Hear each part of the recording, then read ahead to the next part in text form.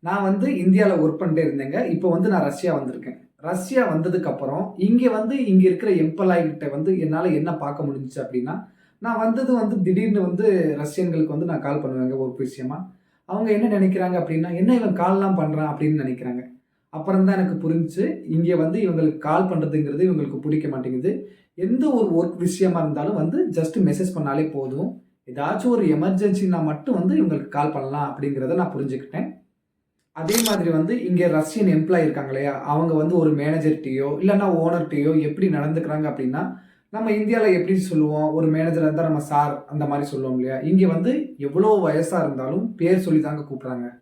அதே மாரி வந்து மேனேஜருக்கு முன்னாடி கால் மேல கால் போட்டுட்டு தான் உட்கார்றாங்க. நம்ம இந்தியால வந்து நம்ம பவ்யமா வந்து உட்கார்ந்திருப்போம். இவங்க வந்து கேஷுவலா சும்மா கால் மேல கால் போட்டு இந்த மாரி உட்கார்ந்துருக்காங்க. அப்படிங்கிறது நான் இங்க ரஷ்யா வந்ததுக்கு அப்புறம் தான் என்னால இது பார்க்க முடிஞ்சுச்சு.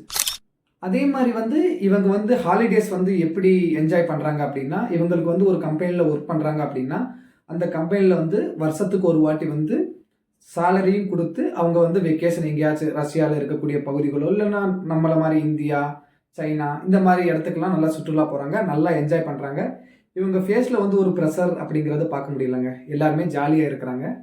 ஓகே. இது எனக்கு ஜஸ்ட் கிடைச்ச ஒரு இன்ஃபர்மேஷன். உங்ககிட்ட ஷேர் பண்ணிக்கணும்னு நெனச்சுக்கிறேன். நன்றி. வணக்கம்.